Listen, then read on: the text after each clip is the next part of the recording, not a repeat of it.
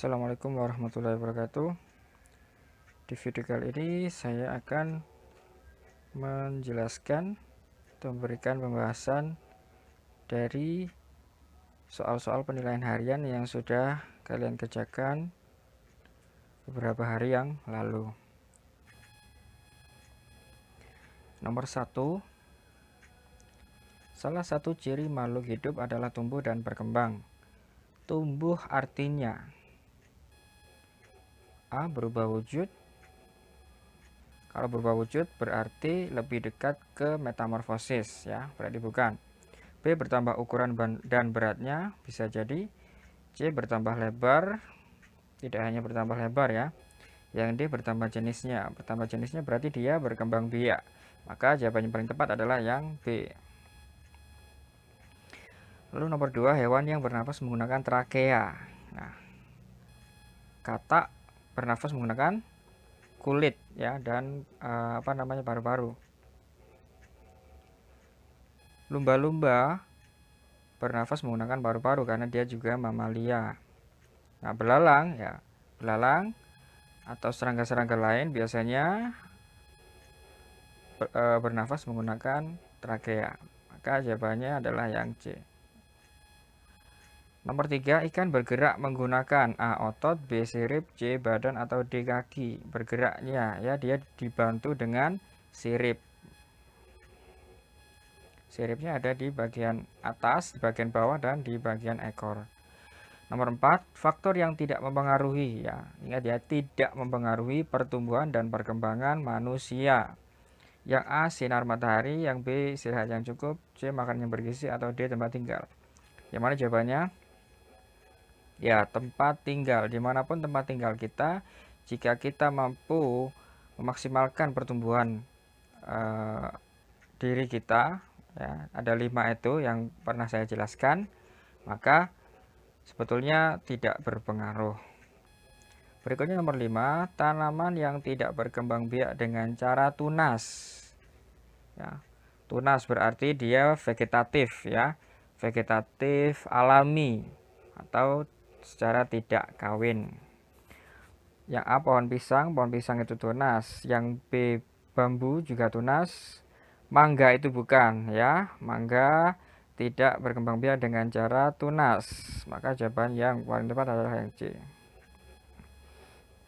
Nomor 6, hewan berikut ini mengalami metamorfosis sempurna karena ya, metamorfosis ada 2 macam, yakni metamorfosis sempurna dan metamorfosis tidak sempurna. Nah, nomor 6 ini adalah daur hidup nyamuk ya, daur hidup nyamuk mulai dari telur, lalu menjadi larva, lalu pupa, dan akhirnya menjadi nyamuk dewasa. Nah, nyamuk termasuk hewan yang bermetamorfosis karena dia mengalami perubahan dalam hidupnya. Tetapi ada yang membedakan antara metamorfosis sempurna dengan tidak sempurna. Yang membedakan adalah metamorfosis sempurna mengalami yang namanya fase pupa, ya, pupa atau kepompong, ya, kepompong. Berarti yang B. Nomor 7, gambar di bawah ini adalah perwujudan dari sila ke. Nah, kalau kalian lihat, itu adalah kerukunan antar umat beragama, ya, saling menghormati satu sama lain. Pak, apakah itu bukan sila ketiga? Tunggu dulu, ya. Sila ketiga itu lebih cenderung kepada ras, golongan, suku, ya, misalnya suku Madura, suku Batak, Jawa, Sunda. Nah, itu suku, ya. Menjaga kerukunan antar suku itu lebih tepatnya ke sila ketiga, menjaga persatuan. Nah, tapi kalau ini gambarnya lebih ke keragaman atau menghargai agama lain, kerukunan antar umat beragama. Berarti lebih dekat ke sila pertama. Juga sebenarnya juga bisa sila ketiga, tapi bahasannya itu agak jauh, jadi lebih cocok sila pertama. Nomor 8, contoh dari pengamalan sila pertama di lingkungan rumah. ya. Hati-hati nomor 8. Sila pertama yang berbunyi ketuhanan yang Maha Esa. Yang A, sholat berjamaah dengan guru. Memang benar sholat berjamaah, tetapi apakah harus dengan guru? Biasanya guru hanya ada di sekolah. Ya, dalam hal ini guru-guru di sekolah ya, bukan guru-guru lainnya. Yang B, membersihkan lingkungan rumah bersama anggota keluarga. Anggota keluarga memang ada di rumah, tapi itu tidak mencerminkan sila pertama. Yang C, menjaga persatuan dengan tetangga. Sudah jelas salah. Menjaga persatuan itu lebih condong atau lebih cocok pengamalan sila ketiga. Yang D, ikut mengaji di kampung. Nah, ini yang paling sesuai. Berarti jawabannya yang D. 9. Tony adalah anak yang baik. Suatu ketika, saat ia sedang belajar, adiknya memutar musik dari smartphone dengan sangat keras dan membuatnya merasa terganggu. Agar Tony dapat belajar dan adiknya tetap bisa mendengarkan musik, yang harus Tony lakukan adalah titik. Yang A, mematikan musik adiknya. Ya, tanpa bicara apapun langsung dia matikan. Ya, kita pilih jawaban yang sekiranya sesuai dengan soal. Ya, Tony adalah anak yang baik. Berarti dia melakukan hal yang paling baik, ya, yang dilakukan kepentingannya untuk kebaikan untuk dia dan juga untuk adiknya. Yang B, pindah ke tempat lain. Oke, ini yang paling masuk akal ya. Sementara kita lihat dulu jawaban yang lain. Yang C, mengambil smartphone adiknya. Kurang ya, dirasa kurang baik lah. Yang D, memutar musik dengan lebih keras. Nah, ini juga tidak baik. Maka yang paling tepat yang harus dilakukan Tony adalah yang B, pindah ke tempat lain ya. Jadi biar sama-sama enak. 10. Lambang sila kedua Pancasila. Sila kedua itu berbunyi apa? Setelah ketuhanan yang Maha Esa. Yang kedua, kemanusiaan yang adil dan beradab. Bintang emas itu sila pertama. Padi dan kapas itu sila ke-5. Kepala banteng itu sila ke-4. Nah, berarti rantai emas adalah sila kedua. Nomor 11. Contoh cara yang bisa dilakukan untuk menjaga persatuan dan kesatuan di lingkungan sekolah. Ya, menjaga persatuan di lingkungan sekolah. Yang A, membuat kelompok bermain khusus anak laki-laki. Berarti yang cewek nggak diajak, ya nggak boleh begitu. Nah, apakah itu menjaga persatuan?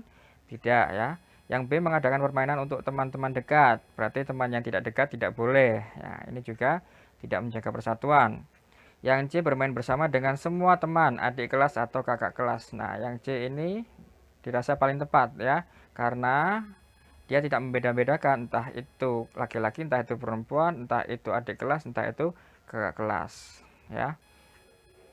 Coba kita lihat yang D, mengajak beberapa teman saja untuk bermain. Ya, itu juga sama saja ya, berarti yang C jawabannya. Nomor 12, berikut adalah manfaat yang kita dapatkan apabila kita dapat menjaga persatuan dengan teman, kecuali ya, manfaat yang kita dapat apabila menjaga persatuan dengan teman, kecuali berarti yang bukan.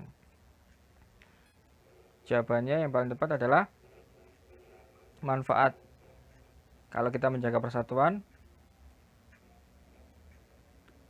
jumlah teman berkurang. Jadi tidak akan terjadi ya kalau seperti ini, kecuali kalau memang sengaja menjauhi. Nomor 13, angka 7 pada bilangan 9870 ya. 70 ya, berarti menempati nilai puluhan ya, di depan angka 0. Angka 0 itu berarti satuan, angka 7 adalah puluhan. Nomor 14, hasil penjumlahan dari nilai angka 4 dan 7 pada bilangan 7045. Nah, dijumlahkan berarti angka 4 itu menempati angka nilai apa? Puluhan kan? 45. Berarti 40 ya.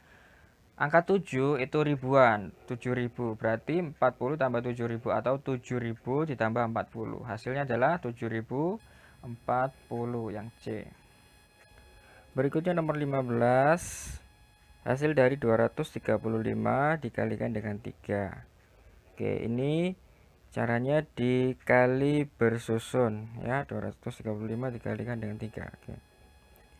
235 dikalikan 3. Oke, langsung kita susun seperti ini. Oke, kita hitung dari belakang. 5 kali 3 yaitu 15 ya. 15. Nah, yang ditulis angka berapa? 5. Oke, 5 kita tulis di sini.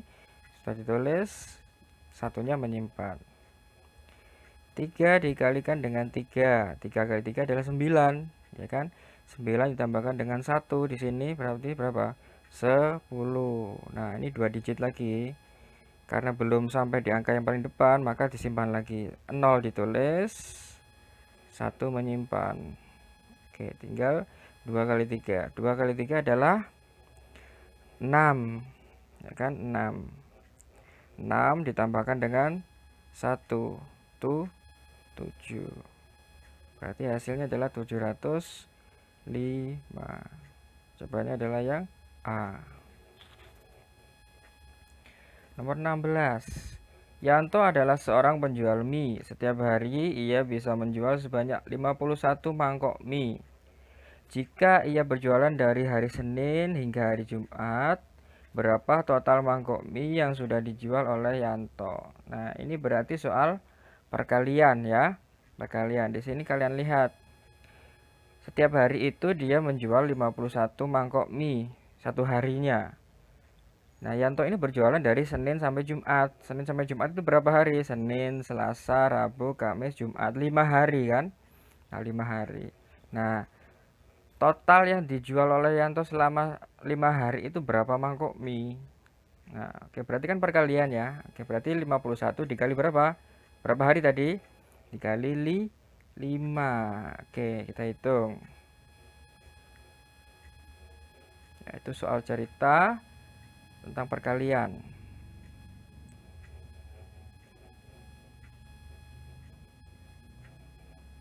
Lima puluh satu dikali dengan 5 ya. Satu hari dia dapat menjual 51 mangkok mie. Sedangkan dia berjualan selama 5 hari. Berarti itu perkalian dikalikan. 1 kali 5 adalah 5. 5 kali 5 adalah 25. Karena di depan nggak ada angka lagi ya. Nggak ada yang angka yang dikalikan lagi di depannya. Maka langsung ditulis 25. Jadi hasilnya adalah 255. Jawabannya adalah yang B. Nomor 17. Rizky hobi bersepeda. Dalam sehari ia bisa bersepeda 2 kali, yaitu pagi dan sore. Jarak yang ia tempuh sekali bersepeda sejauh 5 km.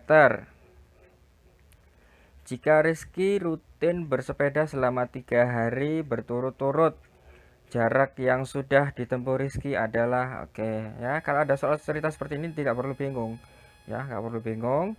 Yang perlu kalian lakukan adalah bagaimana kamu bisa membuat kalimat matematikanya ya. Bagaimana kalian bisa membuat kalimat matematikanya.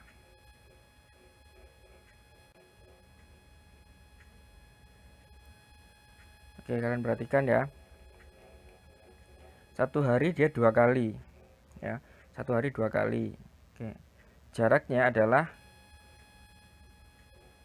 5 km sekali bersepeda. Sekali bersepeda ya. Berarti kita kalikan dulu 5 kali 2. Kok bisa 5 kali 2 dari mana, Pak? Nah, dia kan bersepedanya 2 kali ya. Kita tulis 2. Kan satu hari kan dia 2 kali. Dalam 1 kali bersepeda itu 5 km. Berarti 2 kali 5 adalah 10. Berarti satu hari itu jarak yang ia tempuh adalah 10. Ya, 10-nya kita taruh sini.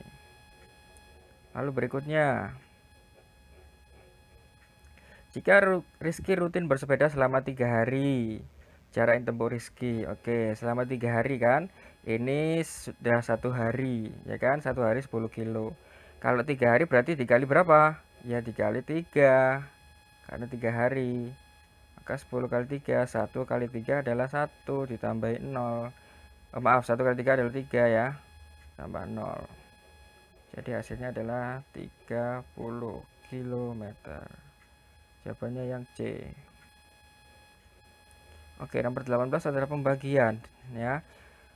Hasil dari 168 dibagi dengan 8. Nah, ini apa? Bisa kita pakai pembagian bersusun. Alias porogapit. 168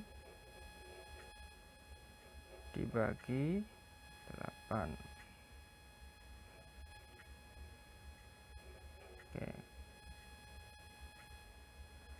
Angka pembaginya kan 8, kita taruh luar. 168 diletakkan di dalam. Oke. 8 kali berapa ada 1, nggak bisa, maka kita ambil dua angka seperti ini. 8 kali berapa ada 16. Ya, 8 kali berapa ada 16. 8 dikali dengan 2, berarti perkara ini diletakkan di atas. 8 kali 2 adalah 16. Nah, hasilnya 0 ya, 0 ditulis 0. Oke, terus angka 8-nya turun ya.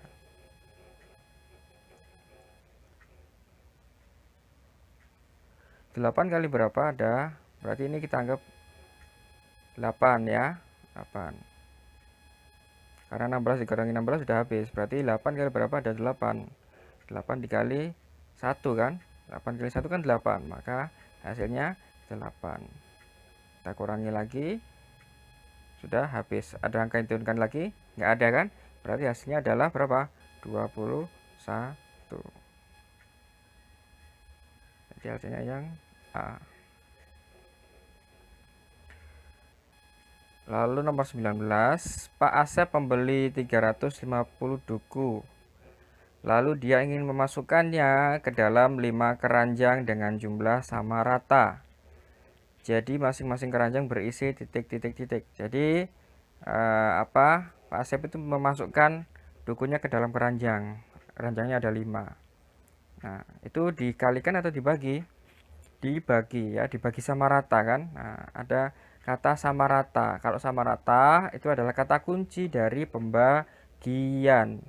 Berarti angkanya atau kalimat matematikanya yang bisa kita tulis adalah 350 dibagi dengan ya 5 ya. 350 dibagi dengan 5.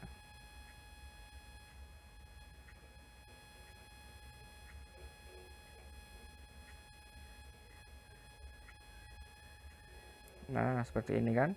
Oke, kita pakai cara bersusun.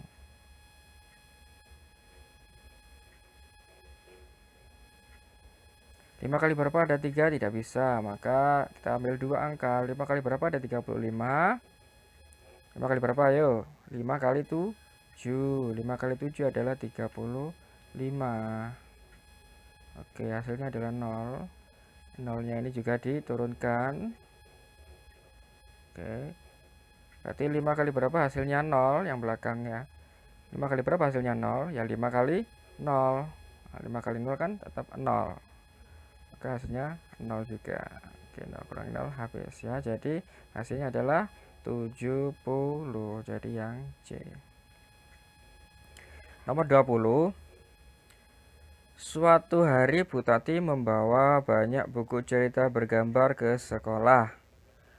Buku-buku yang dibawa Bu Tati berjumlah 225 buku. Buku itu kemudian dipinjamkan kepada siswa-siswi untuk dibaca. Apabila setiap siswa menerima masing-masing 3 buku sama banyak, ya, berapa jumlah siswa yang meminjam buku cerita dari Bu Tati? Nah, ini kan juga soal pembagian. Kok bisa tahu soal pembagian? Dari mana? Dari kata apa? Apa kata kuncinya? Di situ ada sama banyak, ya, sama banyak atau sama rata, berarti itu kan dibagi ya, itu adalah soal pembagian. Nah, tinggal kalian buat kalimat matematikanya ya. Di sini sudah ada jelas tertera angka 225.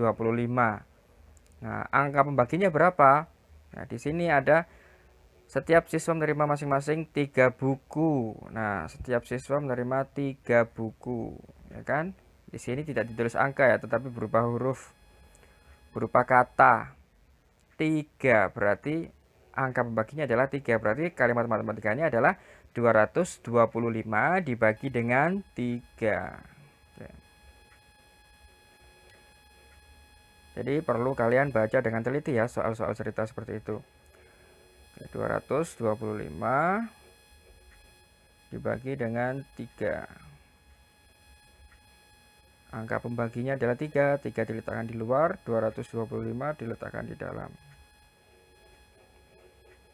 3 kali berapa ada 2? Tidak bisa. Maka kita ambil 2 angka. 3 kali berapa ada 22 yang mendekati 22. 3 kali berapa? 3 kali 7. Ya, 3 kali 7 adalah 21. Oke. Kita kurangkan dulu 22 dikurangi 21. Berapa sisanya? Sisanya adalah 1, ya kan? 3 sekarang 3 kali berapa? Kali 3 kali berapa? Hasilnya 1. 3 kali berapa hasilnya 1? Bisa nggak? Nggak bisa kan? Maka 5-nya kita turunkan. Jadi 15. 15 dibagi 3. 15 dibagi 3. Atau 3 kali berapa hasilnya? 15. 3 kali berapa hasilnya 15? Atau 15 dibagi 3 berapa? 5. 3 kali 5 adalah 15. Ya, perkalian yang diletakkan di atas, hasilnya di bawah. 15 dikurang 15 habis 0. Apakah ada yang diturunkan lagi? Nggak ada ya. Berarti kalau tidak ada, hasilnya adalah 75. Jawabannya adalah yang B. Nomor 21. Jika ada tanda seperti ini ya, berarti dinyanyikan dengan bunyi kira-kira apa? Panjang apa pendek itu? Tanda garis bawah itu berarti panjang ya. Kalau pendek tidak sepanjang ini. Agak pendek sedikit, setengahnya dari tanda itu. Oke. Berarti 21 jawabannya yang C. Berikutnya nomor 22. Pada lagu Kebunku, lirik yang memiliki bunyi panjang ya, berarti dinyanyikan panjang. Kan lagunya, lihat kebunku penuh dengan bunga, ada yang putih dan ada yang merah. Ya. Lihat, apakah lihat panjang? Tidak ya. Lihat pendek ya. Lihat kebunku. Nah, kebunku panjang. Penuh dengan bunga. Nah, bunga panjang ya. Berarti sudah kelihatan ya di sini jawabannya yang B. Oke. Langsung ke nomor 23. Berikut yang bisa digunakan sebagai bahan untuk membuat mozaik. Mozaik ya, pecahan-pecahan yang bisa kita gunakan atau kita jadikan sebuah karya ya, yang paling memungkinkan dan yang paling mudah. Apakah yang A? Batu bata? Tidak ya, tidak cocok sama sekali. Kalaupun bisa itu sangat sulit ya, sangat sulit. Yang B, karet ban. Apakah bisa? Tidak cocok ya. Sekali lagi, kalaupun bisa sangat susah sekali ya. Kita cari yang paling mudah. C, balok kayu. Apakah bisa? Susah ya. Kalau mozaik digunakan atau menggunakan balok kayu itu sangat susah sekali. Lalu yang di biji-bijian, ya, yang paling sederhana, yang paling mudah ya, yaitu biji-bijian. Berarti jawabannya yang D. 24. Keindahan gambar hias terletak pada beberapa hal berikut, yaitu keindahannya. Figura itu sama seperti bingkainya, bingkai foto ya. Bingkai foto apakah mempengaruhi? Tidak ya. Yang B, alat yang digunakan untuk menggambar. Apakah kalau alatnya bagus, gambarnya juga ikutan bagus? Belum tentu ya, tergantung dari si pembuatnya. Yang C, bahan. Nah, bahan apakah mempengaruhi keindahannya? Juga belum tentu. Banyak sekarang bahan-bahan dari benda-benda yang tidak terpakai, bahan-bahan bekas, koran dan sebagainya itu kan tidak terpakai ya, bisa kita gunakan untuk membuat karya ya. Jadi belum tentu bahan yang bagus itu juga menghasilkan karya yang bagus. Yang D, motif. Ya, motif ini sangat mempengaruhi gambar hias ya. Motif itu sama seperti coraknya ya, corak atau apa namanya, kreasi di dalam gambarnya. Nah, itu motif ya. Berarti yang paling mempengaruhi adalah motif. Baik, nomor 25, motif dalam gambar hias tersebut. Nah, gambar hias ini ya. Oke, ini sudah jelas terlihat. Hewan apa ini? Burung hantu ya. Burung hantu. Nomor 26, berikut merupakan wujud penempatan gambar dekoratif. Nah, diletakkan di mana? Yang A, buku telepon, B, lukisan, C, baju, atau D, kartu undangan. Diletakkan di jelas ya, lukisan itu gambar dekoratif. Nomor 27, hewan yang tidak mengalami metamorfosis. Tidak mengalami metamorfosis berarti hanya mengalami daur hidup ya. Semenjak dia dilahirkan itu bentuknya ya sudah sama seperti itu, wujudnya sudah sama seperti itu. Sudah punya, misalnya sudah punya kaki lengkap atau punya telinga lengkap, punya sayap atau punya ekor juga lengkap ya. Jadi dia tidak mengalami perubahan wujud, hanya dia mengalami yang namanya perubahan ukuran ya. Tapi kalau wujudnya di awal misalnya dia nggak bisa terbang terus bisa terbang, nah itu dia mengalami ya perubahan. Kalau dari awal dia sudah bisa terbang, sudah bisa bergerak ke sana kemari, sudah punya anggota tubuh lengkap, ya berarti dia tidak mengalami yang namanya metamorfosis ya. Nomor 27, apakah yang A? Kata mengalami metamorfosis ya. Kenapa? Karena sejak dia dilahirkan pertama kali ya, dia menetas begitu, awalnya dia bukan berupa kata ya, tapi berupa berudu ya, atau kecebong seperti itu, sebelum akhirnya dia mempunyai kaki. Nah, itu kan ada perubahan kan, ada perubahan bentuk kan. Nah, itu berarti kata mengalami metamorfosis. Apakah cicak? Nah, cicak dari awal dia menetas, apakah bentuknya sama? Iya, sama ya, dari awal sudah seperti itu ya. Oke, kita lihat jawabannya lain. C, nyamuk. Nyamuk mengalami metamorfosis ya kan, awalnya kan tidak bisa langsung terbang seperti itu. Yang D, lalat. Lalat juga sama, awal dia menetas tidak langsung bisa terbang kan. Nah, berarti jawabannya adalah yang B. 28, tahap pertama kali pada daur hidup kupu-kupu ya, jelas. Semuanya tahap awal dari sebuah organisme atau sebuah hewan itu kalau nggak dilahirkan ya dari telur ya kan. Kalau tidak dilahirkan berarti dari telur. Nah, berarti kalau kupu-kupu karena dia bukan mamalia ya, maka dia induknya bertelur kan. Nah, maka tahap pertama kali hidup kupu-kupu adalah telur. 29, menghargai perbedaan termasuk pengamalan sila Pancasila ke menghargai perbedaan ya. Menghargai perbedaan berarti juga menjunjung tinggi hak asasi manusia. Nah, hak asasi itu ada kaitannya dengan sila kedua.